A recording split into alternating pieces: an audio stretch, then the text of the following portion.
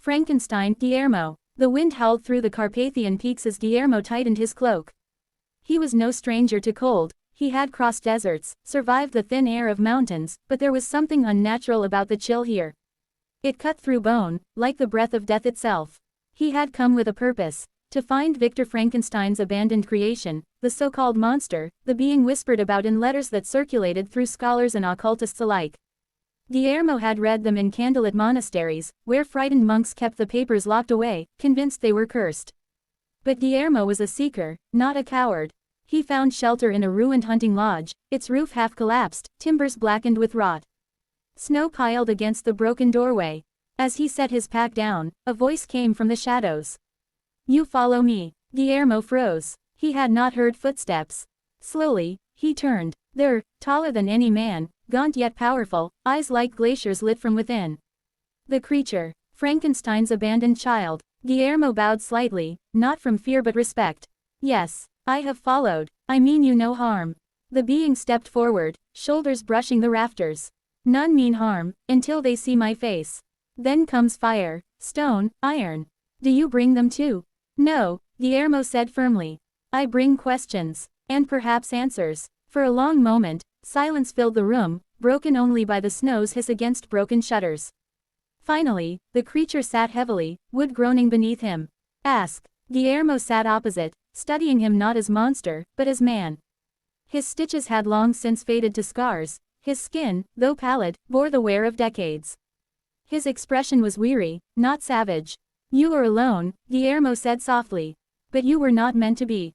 The creature's jaw tightened. "He made me. Then he hated me. He cursed my existence, yet it was his hands that shaped me. What am I, if not curse embodied?" Guillermo leaned forward. "You are not curse. You are proof. That man can defy death. That matter can sing again with life. That creation is possible. And yet I kill," the being said bitterly. "Everywhere I go, death follows. My maker, my brother, my bride who never was, all gone. Because of me." Guillermo shook his head. "Not because of you. Because of abandonment. A father's neglect poisons the child. Victor Frankenstein feared you, and his fear shaped your path. What if, instead, he had guided you? Taught you? You might have been a healer, a savior." The creature's eyes flickered, as if a hidden ember glowed behind them. "You speak as though I may still become that." "Why not?" Guillermo said. He pulled a bundle from his pack and unwrapped it carefully.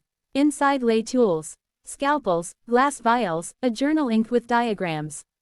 "I have studied your maker's notes." His method was incomplete, reckless.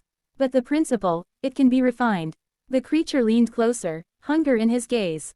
"Refined? You mean, others. Not abominations," Guillermo said quickly. "Not things abandoned in horror.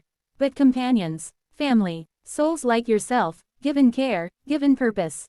You need not be the last." For a moment, Guillermo feared he had spoken too boldly. The creature's massive hands clenched, his breath quickened. Then, to Guillermo's surprise, he laughed, a sound cracked and harsh, but carrying wonder. "All my years, I sought vengeance. To burn what made me, to make him feel my solitude. And now you speak of undoing solitude." "Yes," Guillermo whispered. "You are not the end.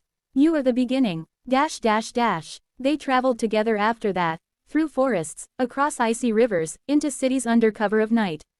Guillermo taught the creature languages, histories, the philosophies of compassion. The creature, in turn, taught Guillermo endurance, silence, and how to see the world not as men saw it, but as outcasts did, always from the edges, always through glass darkened with suspicion. In hidden cellars, they performed experiments. They took no fresh corpses, Guillermo forbade it.